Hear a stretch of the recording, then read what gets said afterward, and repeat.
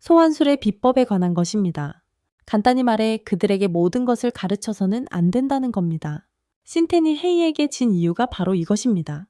헤이는 모든 것을 가지고 있지만 신텐은 그 기술의 일부만 배웠습니다. 추나오는 이 말을 듣고 놀랍니다.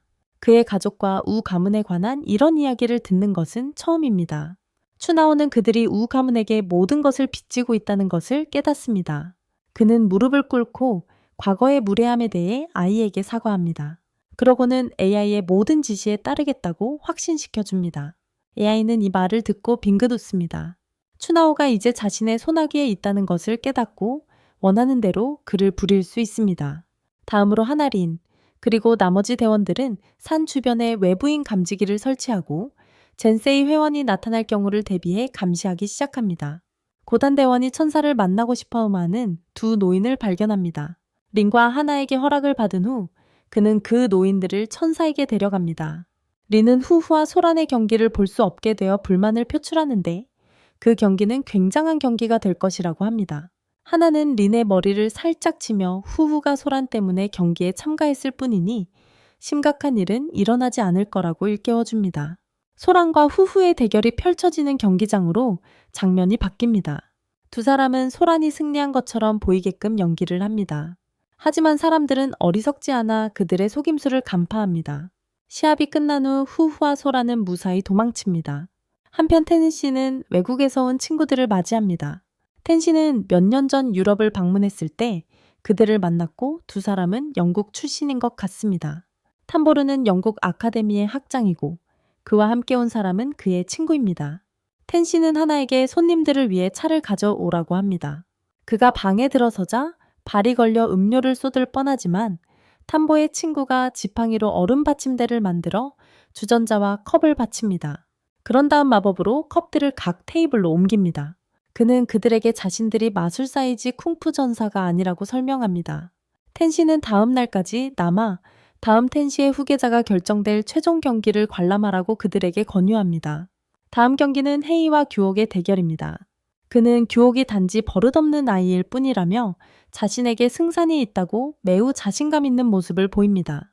규옥은 그를 때려 눕히고 그의 자리에 올라섭니다. 나츠가가 경기를 관람하는 사람들 사이에 있는 것으로 드러나는데 자신의 실제 정체를 숨기기 위해 남자로 변장했습니다. 후후와 소란의 싸움 후 두 사람은 평화로운 장소에서 휴식을 취하며 만났던 사람들에 대해 이야기합니다. 한편 사이아는 오빠의 복수에 필사적이지만 아버지는 그녀에게 그만두라고 말합니다. 아버지는 싸움은 끝났고 더 이상 되돌아갈 이유가 없다고 말합니다. 한편 유와 그의 남동생은 할머니에게 오우 가문에 대해 이야기할 계획입니다. 그들은 또한 자신들이 소환수를 사용할 수 있었던 이유를 알고 싶어 합니다. 다른 한편 기자 행세를 하며 행사에 참석했던 남자가 상사와 이야기하는 모습이 보입니다. 그는 후후의 머리카락 한 가닥을 얻었다고 알리고 이것이 그들의 계획에 도움이 될 것이라고 말합니다. 다음 장면에서 사이와 그의 남동생은 산을 떠날 준비를 하던 중 우야를 만납니다. 사이는 우야에게 소란에게 한 말을 모두 들었다고 말합니다. 그는 자신의 도청 기술을 사용하여 모든 것을 들었습니다. 그리고 우야에게 도움이 필요하면 언제든지 자신이 있을 것이라고 확신시켜줍니다. 우야가 자신을 부르기만 하면 곧바로 갈 것이라고 말합니다. 두 사람은 가능한 가장 이상한 방식으로 서로 작별 인사를 합니다. 우야는 하늘을 바라보다가 무릎을 꿇습니다. 그는 자신이 사용하는 기술을 가르쳐준 스승들에게 감사를 표합니다. 텐시의 집에서는 그가 옥을 위해 식사를 대접하는 모습이 보입니다. 그는 소란 때문에 많은 사람들을 휘말리게 해서 죄송하다고 옥에게 알립니다. 그는 옥에게 마음껏 꾸중해도 좋다고 말하지만 옥은 천시에게 많은 존경심을 가지고 있어서 감히 꾸중할 생각조차 하지 않습니다. 바로 그때 다른 제자들이 옥을 밖으로 불러냅니다. 그들은 소란과의 싸움에서 옥이 이기기를 간청합니다. 그들은 소란이 천시의 다음 계승자가 되는 것을 상상할 수 없습니다. 그래서 옥은 어떤 일이 있어도 승리해야 합니다. 그들은 이미 그를 다음 천시로 여기고 있습니다. 다음날 사람들은 옥과 소란의 최종 결전을 보기 위해 경기장에 모입니다. 옥은 경기장에 도착해서 소란이 이미 기다리고 있는 것을 알게 됩니다. 그는 차분한 자세로 앉아 자신의 기와 옥의 도착에 집중합니다. 시합이 시작되고 두 사람은 서로에게 돌진하며 시간을 낭비하지 않습니다. 두 사람의 초기 공격은 둘 다 익숙한 킹쿠입니다. 소라는 호호 밑에서 한 달간의 훈련 덕분에 옥의 대부분의 공격을 견뎌냅니다. 옥조차도 이에 놀라며 소란의 노고를 칭찬합니다. 그는 한 달 만에 그렇게 향상된 것은 인상적인 업적이라고 말합니다. 그런 다음 옥은 소란이 그 부분에서 얼마나 발전했는지 보기 위해 료 기술을 사용하기로 합니다. 두 류가 서로 부딪히며 싸움을 지켜보는 사람들에게도 눈이 부실 정도의 섬광이 일어났다. 두 사람은 대치하고 있고 옥은 소란이 단 한 달의 수련밖에 하지 않았음에도 불구하고 자신과 맞서고 있는 것에 놀란다. 그는 천사가 소란에게 특별히 신경 쓰는 이유를 깨닫는다.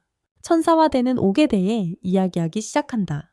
그들은 사람들의 시선을 의식해오기 공개적으로 인고래를 사용하는 것을 부끄러워하기 때문에 소란이 우위를 점하고 있다고 말한다.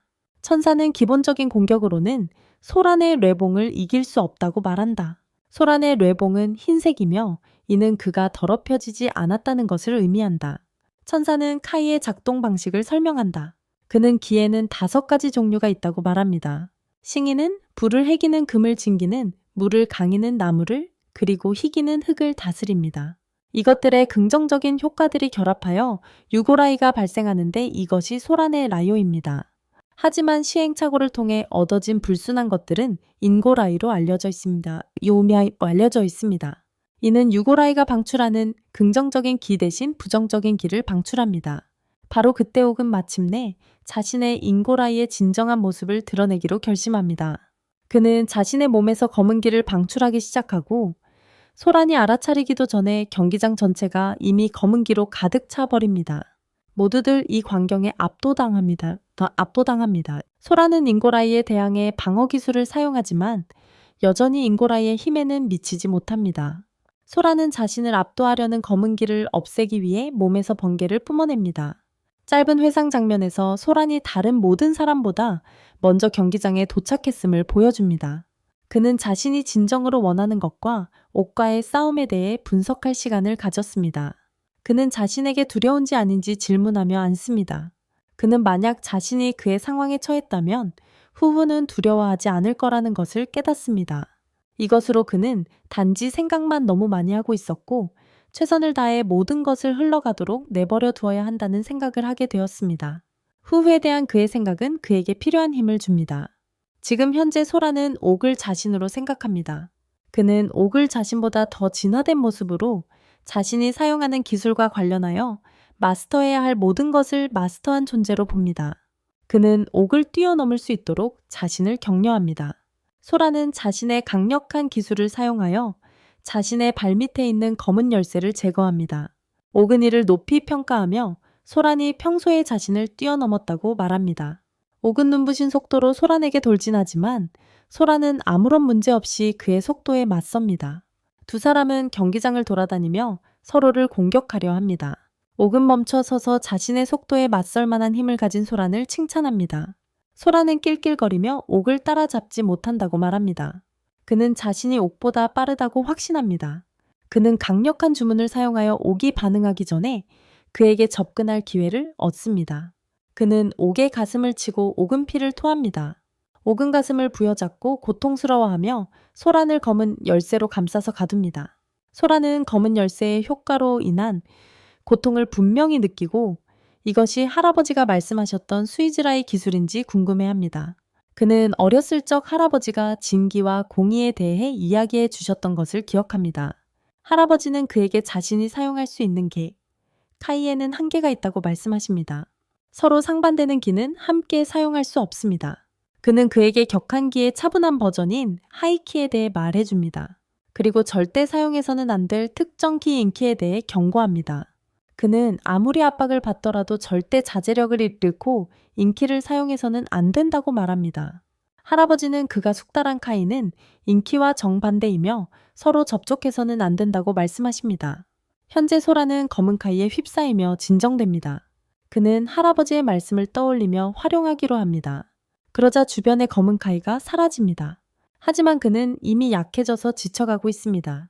옥도 부상을 입었고 두 사람은 힘의 수준이 비슷해 보입니다. 그러자 옥은 자신의 모든 흑색 열쇠를 몸속으로 되돌립니다. 그리고는 소란에게 백색계가 아닌 인가라이를 계승하게 된 사연을 이야기합니다. 그는 승려로 수련했지만 순수함을 버렸고 수의자 라이는 자신의 죄책감의 표시라고 밝힙니다. 그런 다음 소란에게 화풀이를 한 것에 대해 사과하기 시작합니다. 그는 소란을 질투했고 천사가 소란을 제자로 삼으려 했기에 소란을 증오했다고 고백합니다. 사과를 마친 후 소란은 그를 마주하고 자신의 사과를 받아들이지 않았다고 말합니다. 그는 승자를 알기 위해 그들이 시합을 끝내기를 바랍니다. 두 사람은 다시 서로 싸웁니다. 경기장의 모든 사람들은 두 위대한 전사의 격렬한 싸움에 경외감을 느낍니다. 소란을 약하고 부끄러운 사기꾼으로 여겼던 모든 사람들은 그가 격옥과 맞서 싸우는 모습, 심지어 그에게 어려움을 주는 모습에 압도됩니다. 신태는 아버지에게 소란이 항상 강했던 것을 알고 있었냐고 묻습니다. 그는 소란이 토너먼트 시작부터 진짜 모습을 보여왔지만 사람들은 소란의 가벼운 모습만을 그대로 받아들였다고 대답합니다. 추나오는 추측합니다. 소란은 사람들이 자신을 그렇게 보기를 원했습니다. 하지만 그는 소란이 가면을 쓰고 있지 않다는 것을 확신하고 있습니다. 그는 그냥 평소에 자신처럼 행동하고 있습니다. 그는 사람들을 완전히 충격에 빠뜨렸고 사람들은 소란이 부정행위로 결승에 진출한 사람과 같은 사람이라고 믿기 어려워합니다. 추나오는 그 후 소란을 회복력이 강하고 쉽게 포기하지 않는 사람으로 봅니다. 그는 또한 환경에 매우 쉽게 적응하는 유형입니다. 외부 세계에서 보낸 시간이 아직 짧지만 그는 자신을 강력하다고 여겨질 수준으로 발전시킬 수 있었습니다. 소란과 옥은 동시에 각자의 기술로 서로를 공격합니다. 두 사람은 서로의 기술이 정반대이기 때문에 그 효과를 느낍니다. 둘은 이미 기진맥진했지만 마지막 공격 한 번은 남아 있었습니다. 소란은 이 전투가 인내심 싸움이 되었다고 말합니다. 그는 옥에게 먼저 공격할 수 있게 해달라고 부탁하고 옥은 동의합니다.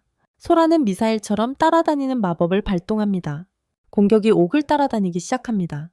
옥은 자신의 마법에 맞을 거라는 기대를 가지고 마법을 소란 쪽으로 유인합니다. 하지만 마법은 마지막 순간 방향을 바꿔 계속해서 옥을 쫓습니다.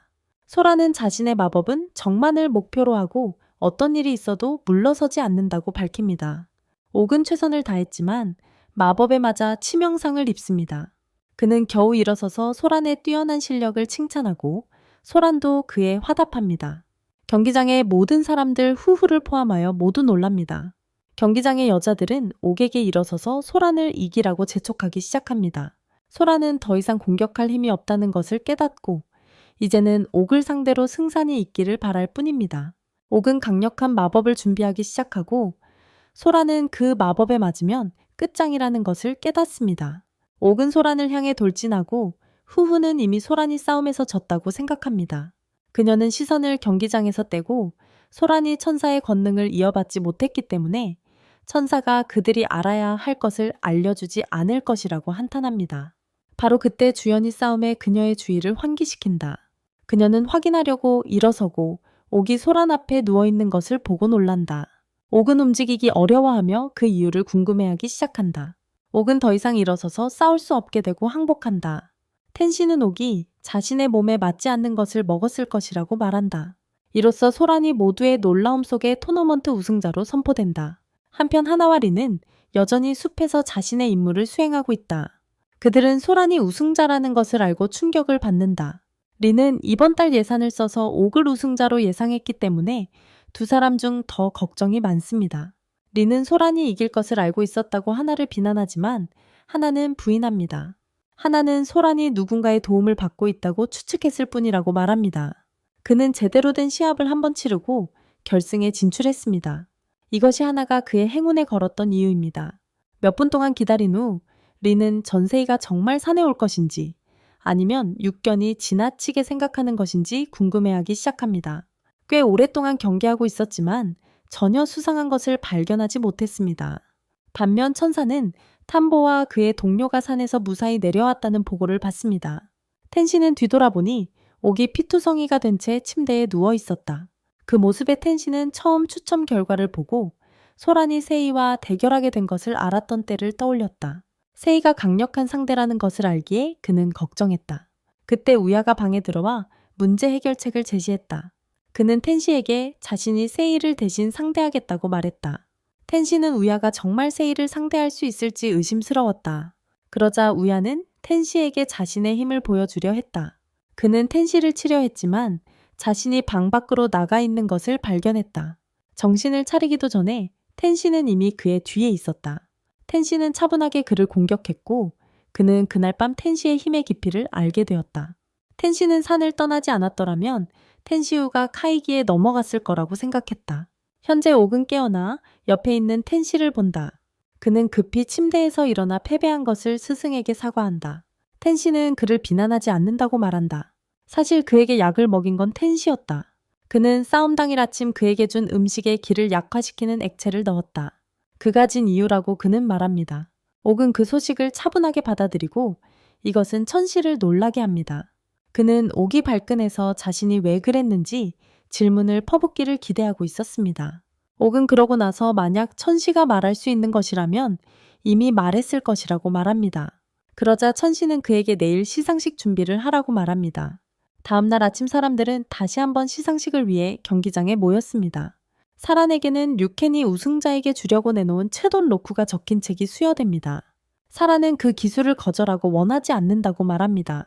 그는 자신이 가지고 있는 카타이간 스타일이 여전히 문제를 일으키고 있다고 불평합니다. 그는 자신의 어려움에 더 많은 것을 추가하고 싶어 하지 않습니다. 이것이 그가 그 기술을 거부하는 이유입니다. 그러자 텐시는 그 기술이 2등을 한 옥에게 주어진 것이라고 말합니다. 옥은 처음에는 받아들이고 싶어 하지 않지만 텐시의 말을 떠올립니다. 텐시는 앞서 그에게 자신이 선택했을 것과 반대되는 것을 선택하라고 말했습니다. 그는 마지못해 리쿠켄으로부터 기술을 받습니다. 한편 나츠카와 그녀의 동료는 원하는 정보를 얻은 후 경기장에서 일어섭니다. 어딘가에서 생과자는 즐거운 시간을 보내고 있다. 잠시 후 사랑과 택배 동료들은 텐시와 장로들을 방에서 기다린다. 그곳에서 조상과 조야는 긴급한 전화를 받고 즉시 처리해야 한다. 그러자 텐시는 사란에게 자신을 따라 텐시의 길을 보여주겠다고 말한다. 호우는 텐시의 방으로 따라가고 싶어 하지만 텐시는 그녀에게 따라갈 수 없다고 말한다. 사란만 방 안으로 들어갈 수 있다. 사란은 호에게 자신은 괜찮을 거라고 안심시킨다. 어딘가에서 2명의 텐시우 승려가 젠세이 2단자들을 만난다. 동시에 옥은 자신이 막 얻은 새로운 기술을 노리는 또 다른 무리의 전생이들로부터 공격받습니다. 그의 공격자들은 숨어있던 숲속에서 모습을 드러냅니다. 그들을 이끄는 자는 엔투라는 남자입니다. 한편 천사의 방 안에서는 천사의 계승자가 되는 의식이 여전히 진행 중입니다.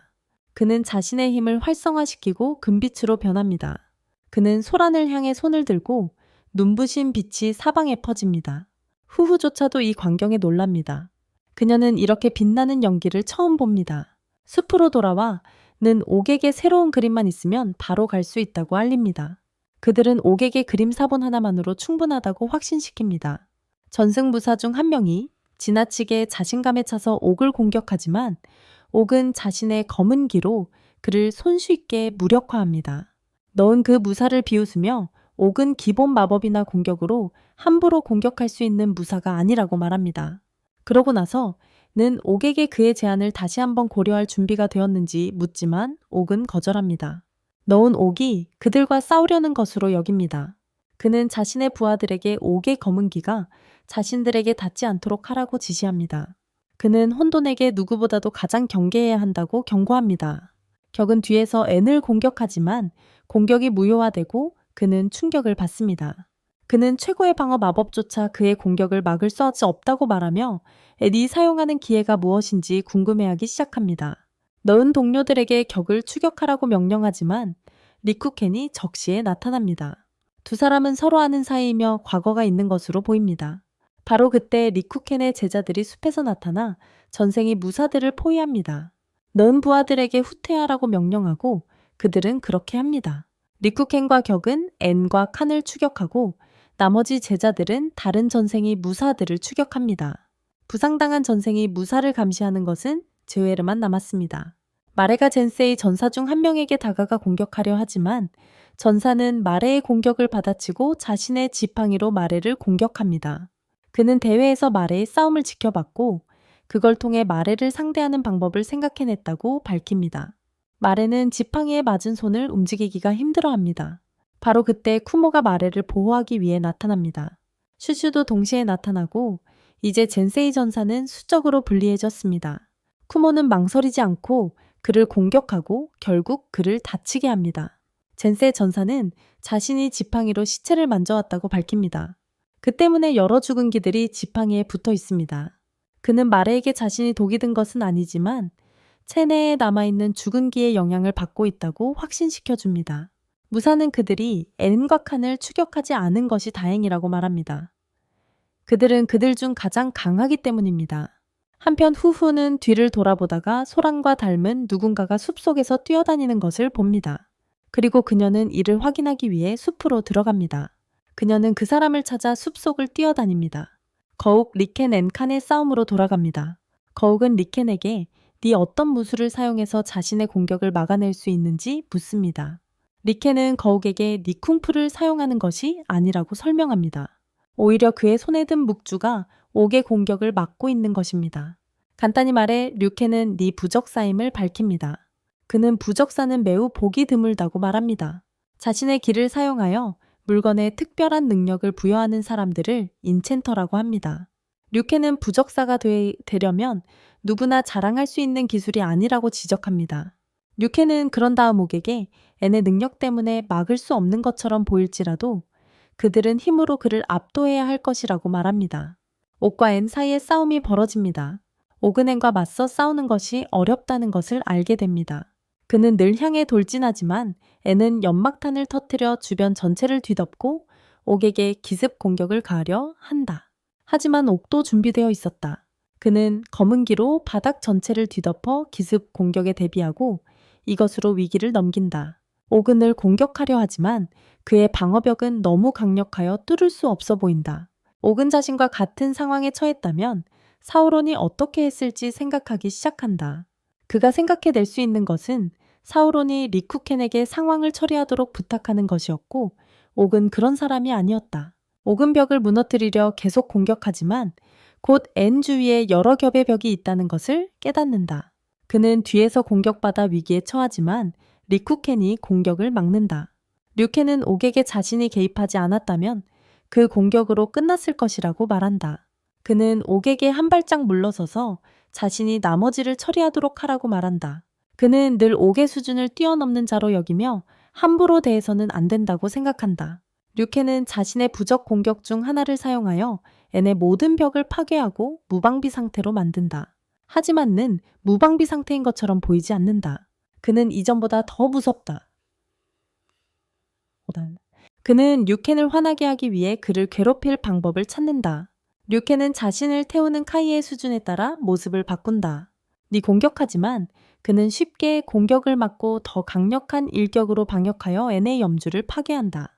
리쿠켄은 목에 상처를 입지만 금세 치유되기 시작하고 그런 기술을 본 적 없는 옥은 놀란다. 옥은의 엠이 염주를 잃었으니 이제 무력하다고 생각한다. 리쿠켄은 늘 뒤쫓아 공중으로 날려버린다. 옥도 같은 행동을 하려 하지만 칸이 물공을 쏘아대고 리쿠켄은 옥이 맞기 전에 재빨리 개입한다. 리쿠켄은 옥에게 더 조심하고 두 전사를 과소평가하지 말라고 말한다. 그는 이번이 옥이 마법사와 싸우는 첫 경험이라며 마법사를 상대할 때는 조심해야 한다고 덧붙인다. 그는 칸도 마법사이기 때문에 앤보다 강해 보인다고 말한다. 너은 리쿠켄에게 그의 걸작은 구체가 아니라 칸 자신이라고 말합니다.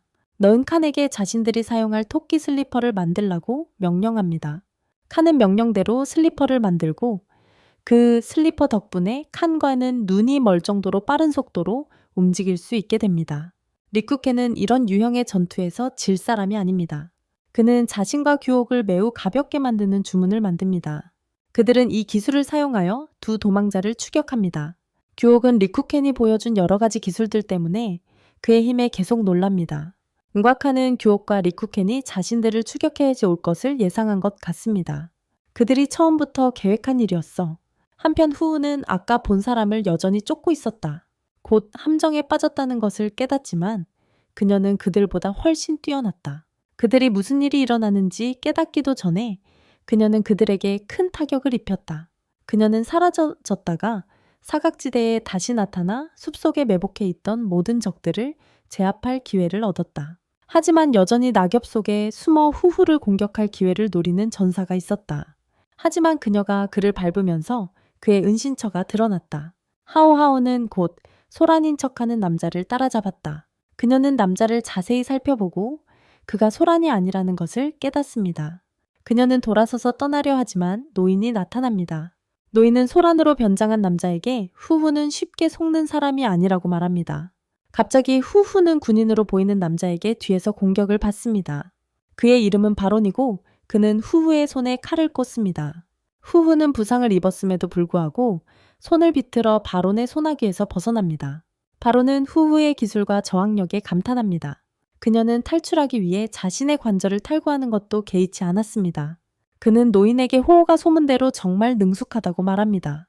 노인은 호호의 기술은 타고났다고 말합니다. 그녀는 훈련을 통해 그 기술을 얻은 것이 아니라 타고났습니다. 곧이어 옥과 류견은 앤과 칸을 따라잡습니다. 노은이 광경을 보고 웃으며 류견이 너무 오랫동안 그들을 쫓아다니는 실수를 저질렀다고 말합니다.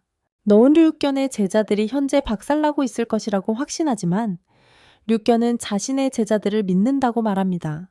그는 그들이 무엇을 마주하든 현재 버티고 있을 것이라고 알고 있습니다. 한편 전세이가 많은 무사들을 데리고 산을 공격하러 왔다는 것을 알게 됩니다. 하지만 택배회사 요원들도 젠세이가 산을 장악하는 것을 막기 위해 전투에 참여합니다. 격렬한 전투 속에서 조사는 젠세이가 매우 중요한 무언가를 노리고 있다는 것을 의심하기 시작합니다. 그는 그들이 단순히 비밀 무술만을 노리는 것이 아니라고 의심하기 시작합니다. 그는 그들이 하오하오를 노리고 있을지도 모른다고 추론합니다. 그는 후후와 사란을 두고 온 곳으로 달려가지만 사란이 그곳에 없다는 것을 알게 됩니다. 그는 방문 앞에 서 있는 2명의 승려만을 발견합니다. 그들은 그에게 현재 방 안에서 진행 중인 의식을 방해할 수 없다고 말합니다. 방 안에서 천사는 소렌에게 천사의 길을 심어주려고 애쓰지만 그의 몸은 계속 거부합니다. 3번째 실현 후 그는 소렌에게 왜 천사의 길을 받아들이려 하지 않는지 묻습니다. 무엇이 문제인지 알고 싶어 합니다. 그러자 소렌은 천사에게 질문 하나를 더 하겠다며 그 질문에 답해준다면 천사의 길을 받아들일지 여부를 결정하겠다고 말합니다.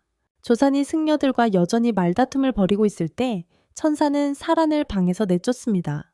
소렌에은 천사에게 자신이 질문으로 그를 자극하려는 것이 아니라고 말하려 합니다. 그리고는 천사에게 산에서 벌어지는 혼란을 처리하라고 말합니다. 천사는 눈 깜짝할 사이에 그 자리를 떠나 산에서 소란을 피우는 사람들을 확인하러 갑니다. 전승무사 중 한 명이 2명의 약한 승려들을 괴롭히고 있을 때 천사가 나타납니다.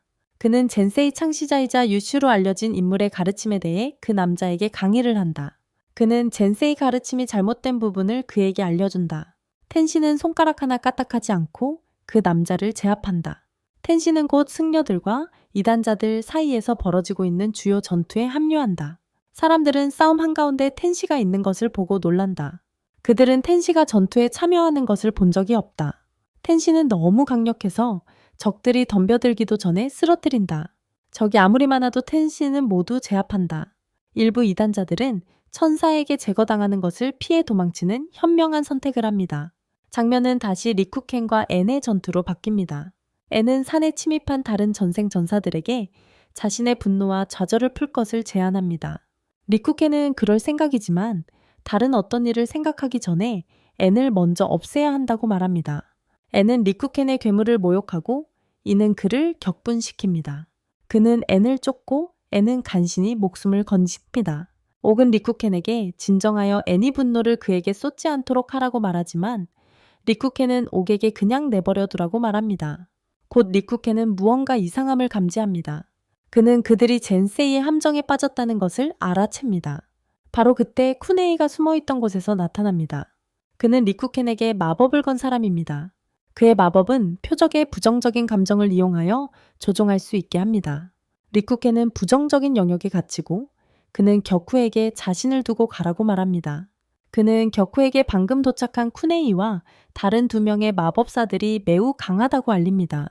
그들 앞에 서 있는 무리는 젠세이의 4대 마법사로 알려져 있습니다. 그는 격후에게 자신은 이들에게 상대가 되지 않으며 할 수 있는 일이라고는 도망치는 것뿐이라고 알립니다. 나츠카도 현장에 나타나고 옥과는 어떤 과거가 있는 것 같습니다. 옥은 리쿠켄에게 떠나라고 한 후 그를 보호하려 합니다. 옥은 적의 공격을 받고 큰 부상을 입습니다. 리쿠켄은 그에게 음의 필드가 매우 강력해서 그 안에 있는 한 승산이 없다고 말합니다. 쿠네이의 공격은 부정적인 감정을 이용하여 표적의 몸을 지배합니다. 옥은 리쿠켄에게 더 이상 폐를 끼치고 싶지 않아 떠납니다. 하지만 나츠카는 그를 따라갑니다. 옥이 떠난 후 리쿠켄은 그들을 모두 없애겠다고 말합니다. 그는 쿠네이에게 부정적인 감정으로 자신을 채워준 것에 감사를 표합니다. 쿠네이가 리쿠켄의 마음을 어둠 속으로 몰아넣으려 하니 리쿠켄은 다시 한번 개의치 않습니다. 리쿠켄은 전생의 전사들 때문에 모든 것을 놓아버리기로 결심합니다. 그는 항상 그들을 멸망시키고 싶었고 그들은 그에게 완벽한 기회와 무기를 제공했습니다. 쿠네이는 동료들에게 자신들이 보고 있는 사람을 조심하라고 말하지만 는 그가 취약할 때 제거할 수 있다고 믿습니다. 쿠네이는 내게 리쿠켄이 자신을 대량 살상 무기로 만들었다고 알립니다. 그는 자신의 모든 것을 사용하여 힘을 극대화하고 그 지역의 모든 사람을 제거하려 하고 있습니다. 한편 나츠카와 교옥은 말싸움을 벌이고 있습니다. 오기 관계를 정리하기로 결정하기 전까지 두 사람은 연인이었던 것 같습니다. 서로 장난치는 모습으로 보아 아직 서로에 대한 사랑이 식지 않은 것 같습니다. 옥은 싸움에 다시 참여하려 하지만 나츠카는 허락하지 않습니다. 둘은 옆을 돌아보고 천사가 자신들을 지켜보고 있음을 알게 됩니다. 옥은 나츠카의 몸에서 일어나 자신을 방어하며 나츠카를 모른다고 말합니다. 반면 천사는 나츠카가 옥의 여자친구임을 알고 있습니다. 옥은 나츠카에게 떠나라고 말하지만 나츠카는 천사에게 세욕 마법을 걸려고 하지만 전혀 효과가 없습니다. 그러자 천사는 옥에게 계곡으로 가서 다른 승려들을 돕고 자신은 모든 적들을 죽이려 드는 류켄을 제압하라고 말합니다. 옥이 떠난 후 나츠카는 텐시가 매우 강하다는 것을 인정하고 그저 그녀를 무시하기로 선택합니다. 텐시는 나츠카에게 자신의 선택을 생각하고 우선순위를 바로잡으라고 조언합니다. 다음으로 리쿠켄은 이미 앤과 그의 동료들을 몰아붙여 숨게 만들었습니다. 그들은 그에게 맞설 기회가 없었고 숨어서 그의 힘이 약해질 때까지 기다리는 것만이 유일한 선택이라는 것을 알고 있습니다. 바로 그때 텐시가 나타나 강력한 주문으로 리쿠켄을 나무에 묶습니다. 그런 다음 그들에게 악의는 없다며 숨어있는 젠시 전사들에게 도망칠 기회를 줍니다. 그는 자신을 화나게 하면 몰살시키겠다고 위협합니다. 그가 지금 하고 싶은 것은 리쿠켄을 처리하는 것이고 어떤 방해도 원하지 않습니다. 텐시의 너그러운 제안 후 쿠네와 나머지 일행은 자리에서 일어나 떠나려 한다. 떠나려는 순간 애는 구슬 중 하나로 리쿠켄을 공격하려 한다. 하지만 텐시는 아무렇지도 않게 그 구슬을 파괴한다. 그들은 놀라서 텐시에게 붙잡히기 전에 도망치기 시작한다. 쿠네는 늘 나무라며 그런 위험을 감수한 것을 비난하고 는 리쿠켄을 제거할 또 다른 기회가 없을지도 모른다고 항변한다. 카오니는 텐시의 사리를 확인했고 그것이 매우 강하다는 것을 깨닫는다. 그들이 한 번 더 잘못된 행동을 했다면 틀림없이 죽였을 것이다. 한편 리쿠켄과 텐시의 싸움이 시작되었다. 두 강력한 남자가 치명적인 기술로 서로 공격합니다. 텐시는 리쿠켄을 지배한 악한 생각들을 없애야 한다는 것을 알아챕니다. 그는 리쿠켄을 제정신으로 돌릴 만한 주문을 준비하기 시작합니다. 텐시는 그에게 사용하려는 주문이 효과가 없다면 문제가 생길 것을 압니다. 한편 조우상과 소래는 젠세이 이단들을 제거하면서 동시에 후후를 찾고 있습니다. 조우사는 소렌에게 왜 텐시의 뒤를 잇지 않기로 했냐고 묻고 소래는 나중에 모든 것을 설명하겠다고 말합니다. 그들은 현재로서는 하오하오를 먼저 찾아야 합니다. 하오하오가 우선순위이기 때문입니다. 소레네은 하오하오를 찾기 위해 숲속으로 더 들어가기로 결정합니다. 주는 젠세이 전사들과 싸울 때 주저하지 말라고 말한다. 주저하면 죽을 수도 있기 때문이다. 소레네는 그걸 안다고 대답한다. 텐시와 리쿠켄이 서로에게 돌진하는 짧은 장면이 나온다. 텐시는 리쿠켄의 머리에 정화 주문을 걸지만 리쿠켄은 텐시의 가슴을 손으로 꿰뚫고 붉은 액체가 떨어지기 시작한다. 소렌이 숲을 계속 수색하던 중 두 명의 젠세이 전사를 만난다. 한 전사는 소렌을 알아보고 그를 제거하는 것이 좋은 생각이라고 여긴다. 젠세 전사가 소렌을 공격하지만 소렌은 공격을 피한다. 소렌은 자신이 처한 상황을 깨닫고 진정할 필요가 있음을 알게 된다. 그는 상대의 공격 패턴을 분석하기 위해 심호흡을 합니다. 그것을 깨달은 그는 속도를 이용한 공격으로 적의 사각지대를 파고들어 가슴에 치명적인 일격을 가합니다. 적은 그 자리에 쓰러져 즉시 의식을 잃습니다. 젠세이는 자신을 죽이려는 적들을 제거해야 할 때가 왔다는 것을 깨닫습니다. 다른 전사는 소렌에게 자신은 그와 싸울 의향이 없다고 알립니다. 그는 친구가 아직 숨을 쉬고 있으므로 그를 집으로 데려가고 싶을 뿐입니다. 소렌은 후후를 계속 찾고 다시는 주저하지 않기로 결심합니다. 그는 이것이 자신을 제거하려는 자와 싸울 때 불리하게 작용할 것을 알고 있습니다. 곧 그는 리쿠 린랑과 그녀의 친구 하나를 둘러싼 여러 명의 젠세이 전사들을 발견합니다. 하나는 이미 붙잡혀 리쿠가 항복하도록 고문을 받고 있습니다. 하나는 린에게 항복하라고 애원하기 시작하지만 린은 그녀에게 약해지지 말라고 말합니다. 그녀는 과거의 이런 극한 상황을 대비해 훈련했던 것을 상기시켜줍니다. 그런 다음 그녀는 자신이 숨만 쉬고 있는 한 아무도 그녀를 건드리지 않을 거라고 하나에게 확신시켜줍니다. 소렌에은 숨어있는 곳에서 이 광경을 보고 있습니다. 그는 개입할지 말지 고민합니다. 그의 최우선 과제는 후후를 찾는 것이고 그 외에는 아무것도 없습니다. 하지만 그는 린과 하나를 전승회의 손에 맡길 수 없습니다. 상황을 고려한 후 그는 개입하기로 결정합니다. 그는 무리의 거구를 향해 돌진하지만 그 거구는 공격을 피합니다. 사로는 하나를 잡아 구하려 하지만 자신이 포위되었다는 것을 깨닫습니다. 그는 적들을 혼란시키기 위해 손에서 번개를 쏘아냅니다. 그는 하나를 적 중 한 명에게 던지고 다른 적의 목에 손을 찔러 제압합니다. 그는 속도를 이용한 공격으로 린에게 다가가 현장에서 린을 데리고 도망칩니다.